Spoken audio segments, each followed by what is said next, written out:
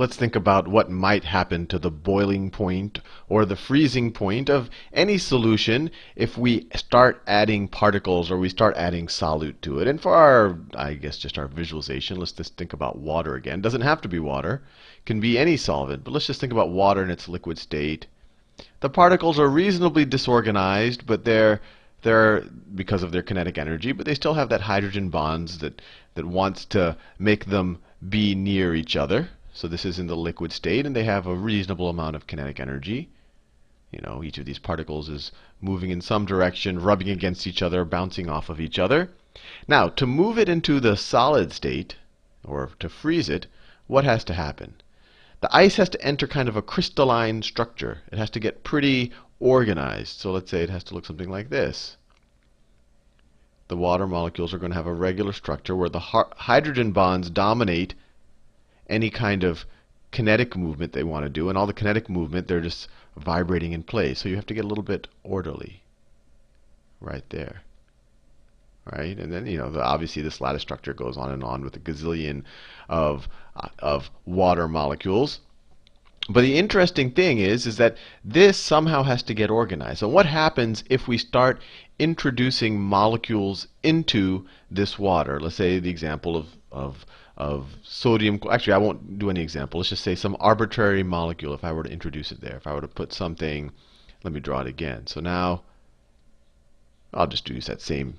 If I were to introduce some molecules, and let's say they're pretty large, so they push all of these water molecules out of the way. So the water molecules are now on the outside of that. And let's say I have another one that's over here. Some relatively large molecules of solute relative to water. That's because the water molecule really isn't that big. Now, do you think it's going to be easier or harder to freeze this? Are you going to have to remove more or less energy to get to a frozen state?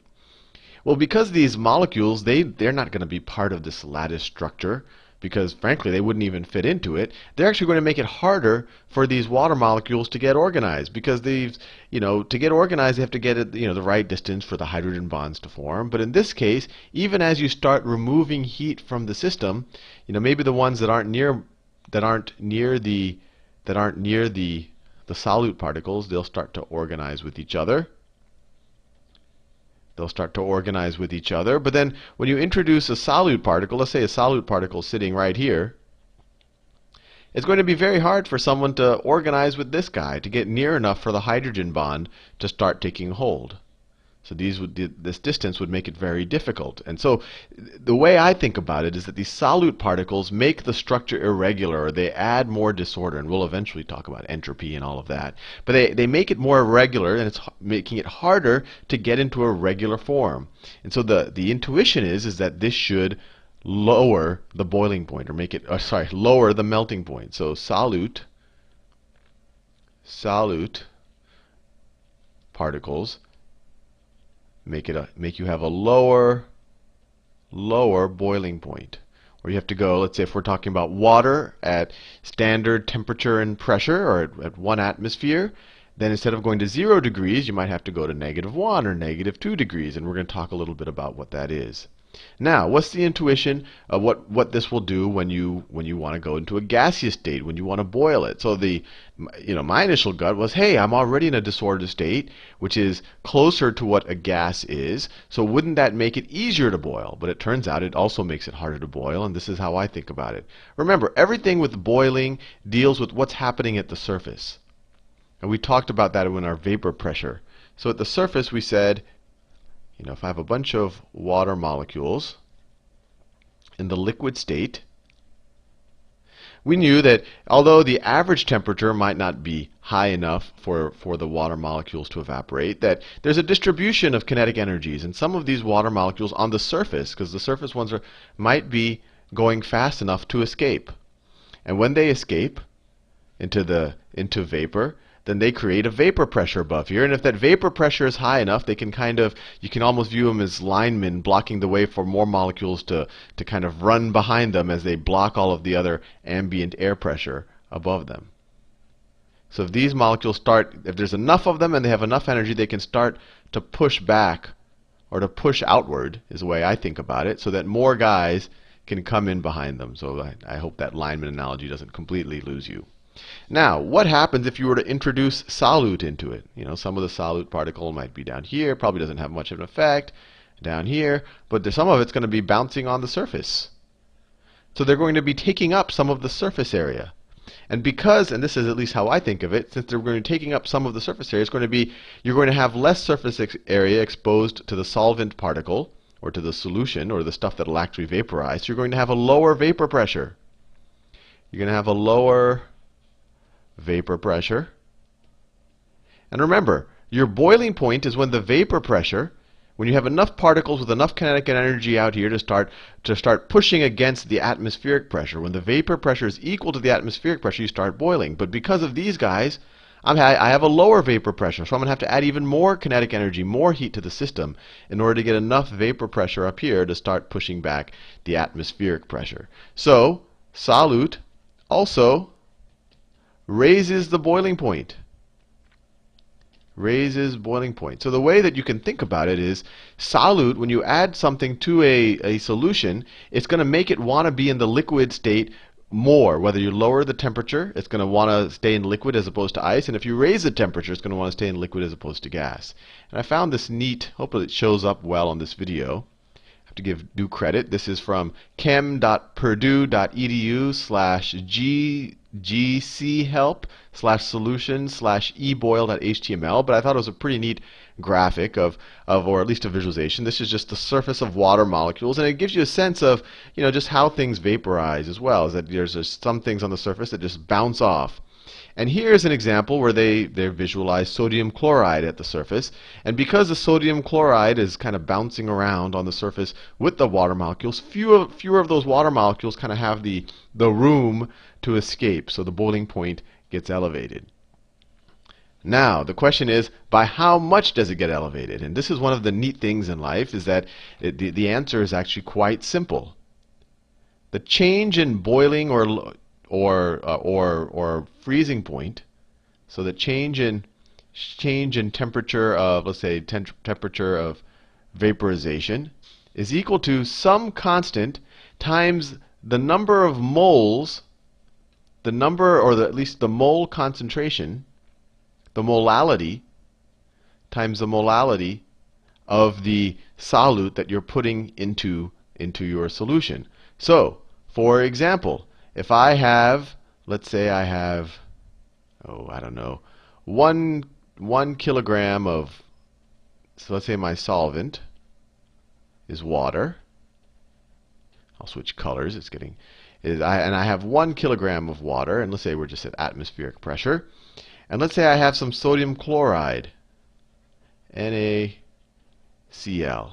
And let's say I have, let's say I have 2 moles of NaCl. So I'll have 2 moles. The question is, how much will this raise the boiling point of this water? So first of all, you just have to figure out the molality, which is just equal to the number of moles of solute, is 2 moles, divided by the number of kilograms of solvent. So let's say we have 1 kilogram of solvent. 1 kilogram. This was, of course, moles. So our molality is 2 moles per kilogram. So we just have to figure out what this constant is, and then we'll know the temperature elevation. And actually, that same Purdue site, they gave a list of tables. I haven't run the experiments myself. They have some neat charts here, but they say, okay, water, normal boiling point is 100 degrees Celsius at standard atmospheric pressure. And then they say that the constant is 0.512 Celsius degrees per mole. So let's just say 0.5. So it equals 0.5. So K is equal to 0.5.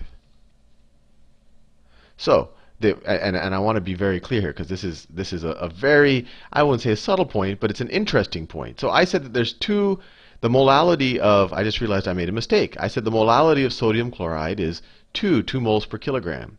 But that would be if sodium chloride stayed in this molecular state, if it stayed together, right?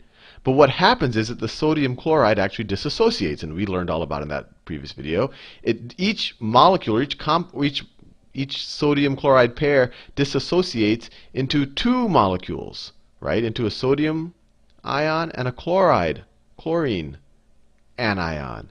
And because of that, because this dissociates into two, the molality is actually going to be 2 times the number of moles of sodium chloride I have. So it's going to be 2 times this. So my molality will actually be 4. And this is an interesting point. If I was dealing with, and I wrote it here. So this right here is glucose. And this is sodium chloride, or at least sodium chloride in its crystal form. One molecule, I guess you can view it as, or one salt of it. I guess you could just view it as one of these little pairs right here. But the interesting thing is you could have the same number of moles of sodium chloride when you view it as a compound and glucose. But glucose, when it goes into water, it just stays as one molecule of glucose. So a mole of glucose will dissociate into a mole of glucose in water. Well, I guess it won't dissociate. It'll just stay as 1 mole. While a mole of sodium chloride will turn into 2 moles because it disassociates. It turns into 2 separate particles. So in my example, when I start with a mole of this, I end up actually, once I dissolve it in water, I ended up with 2 moles per kilogram, or sorry, 4 moles per kilogram of molality, because this turns into 2 particles. So given that the molality is 4 moles, right? 2 moles of sodium, 2 moles of chloride per kilogram.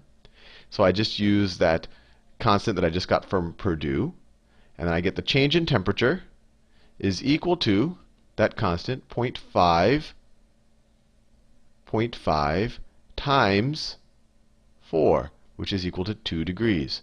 So my boiling point will be elevated by 2 degrees. Now, if I had the same number of moles, if I had 2 moles of glucose dissolved into my water, I would only get half of much of an increase, because the molality would be half as much, because it doesn't turn into 2 particles. In some textbooks, you'll actually see it written like this. You'll actually see the same formula written like change in boiling temperature, or vapor temperature, or whatever you want to think, is equal to K times M times I, where they'll say this is the molality of the compound you're talking about. So in this case, this number would be 2. And then I is the number of molecules, or the number of things that it dissociates into. So in this case, this would have been 2.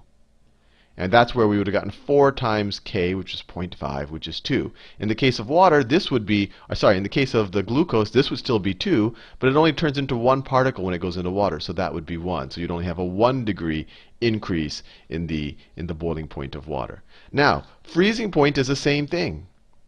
Change in freezing point is also proportional to the molality. And you could either say the molality of the original non-in-water compound times the number of compounds it dissociates into. Although this K is going to be different for freezing than it is for boiling. And of course, this K changes at different pressures and for different elements. But the really big takeaway is just to realize that even if you have a mole of this and a mole of that, and they're going to be dissolved into the same amount of water, because this dissociates into 2 particles, and this dissociates into 1 for every, or this dissociates into 2 moles for every mole of the crystal you have. This doesn't dissociate, it just stays as 1. This will have twice as large of an effect on the freezing point change or on the boiling point elevation than the glucose will.